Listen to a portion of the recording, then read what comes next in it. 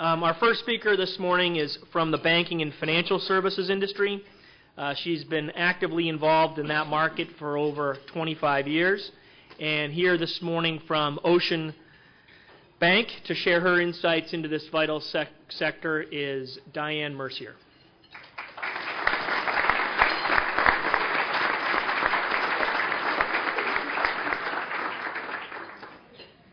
I have reflected over the last few weeks of how I could express to you what it feels like to be a banker for the last 18 months, and to see if I might be able to conjure up an experience that a broader audience could relate to.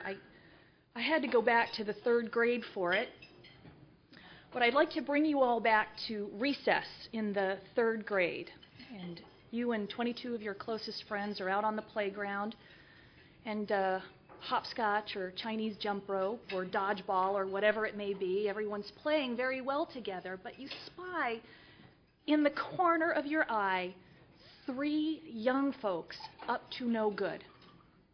And you know that this could be trouble for you. You're not sure how. You can't tell anyone because tattling is verboten. You cannot go over there because going over there is dangerous. But sure enough, 5 minutes into your blessed 15-minute recess, as a result of the mischief of these 3 young folks, you are heralded back into your classroom with your heads down on the desk for the next half hour. That's what it feels like right now for us, frankly. But honestly, I do understand the anger at Wall Street in general, and I do understand the frustration with the banking industry in particular, and I know that there can be some kind of comfort in finding someone or something to blame for the troubles of today. What worries me, however, is that the reaction of some of our industry leaders and some of our public policy makers to this pluralistic wave for punishment could actually end up doing more harm than good for both the industry, its employees, and more importantly, its consumers, and those are you. So here's where I think we need to focus our time. And I tell you these things for 2 reasons. One, because they are the principles of our industry and have been since we all started in banking and we all started doing business with banking. And 2, I just want to remind you that despite all these detractions and the black eye that we have, there is a lot of good work that we do. So here's where we need to focus, and here's been the hallmark of our industry. 1, we need to continue in our unrivaled commitment to the good stewardship in our communities. I hesitate to think that there is one capital campaign or one board that some member of the banking industry does not serve on or donate to or rally their organization behind. 2, we as leaders need to continue to focus on the stable employment and the development of our employees. These are good jobs. These are well-paying jobs. They have benefits. They provide for tuition reimbursement, and they allow for the careers of people to unfold. And that is important to all of us in our communities, and it's important to us as taxpayers, and it's important to us as a state. 3rd, we need to maintain the good faith of our shareholders and our investors. These are not nameless people sitting behind split screens with Bloomberg and CNBC on them. These are our families. They are our retirement accounts. They are our education accounts for our children. They belong to our grandparents, and this is an important piece of our market economy. And lastly, we all need to redouble our efforts in our indomitable belief that what we do every day makes a difference to our customers. And to that point, I'd like to talk to you about banking locally. Much is being said and written about the virtue of banking locally, and I guess that I would like to have my voice enjoined with that. I support local banking 100%. There are 5,767 employees in the banking industry in the state of New Hampshire today.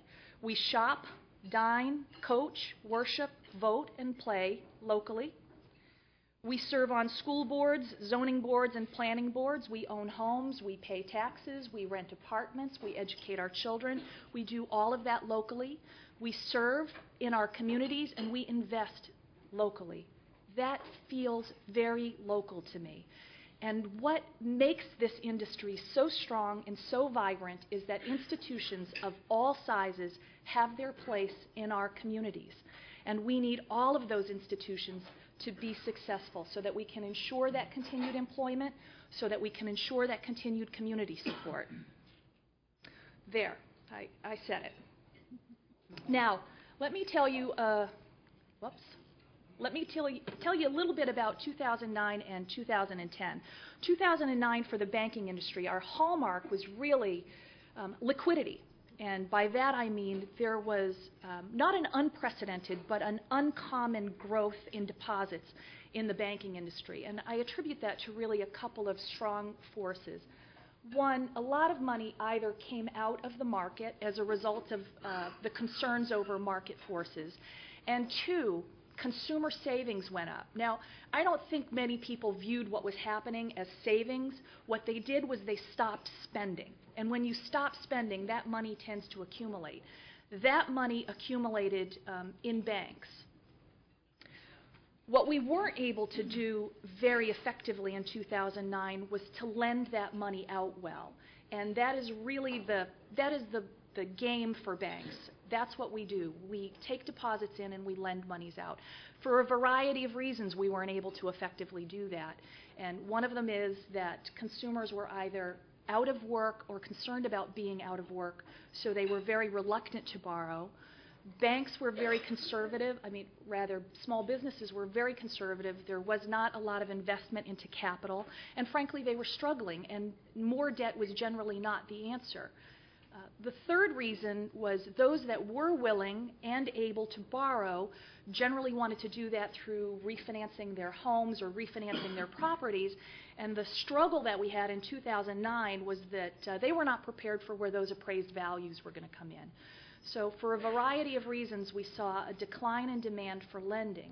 That imbalance in deposits coming in and loans going out was manifested in the pressure on the interest rates that are paid on deposit accounts. I'm sure all of you recognized that those yields went down over this last year. So that is kind of a very simplistic look about the industry. In 2010, what we are looking for is our challenges really for 2010 are that we don't expect we'll be able to take this money in. We believe that most of the money that's come in may go back to traditional investments. We also believe that the consumer spending is going to increase as confidence increases. We are challenged by some legislative issues that some of them are nuisance and some of them are very meaningful, and those bills may very well impact you as consumers, so we're very concerned about that both as an income stream and the impact that that will have on consumers. So we're very much in a wait-and-see mode. Bright spots are that we think the housing market is going to rebound somewhat. It's a bit brighter. We don't think it's going to glow in the dark, but we do think it is a bit brighter for us, and we do think that lending in general is going to increase and that banks will become more active and more aggressive in going to find those loans. So those are really our bright spots. We have a wait-and-see approach on some of the legislature, but we do think that in New Hampshire and New England, banking is very vibrant and strong. There are no banks inside of New England that are on the FDIC closure list, and I can't say that about the rest of the country. There are many hundreds of them there. So we do think that there is great opportunity in 2010, and I thank you very much for your attention.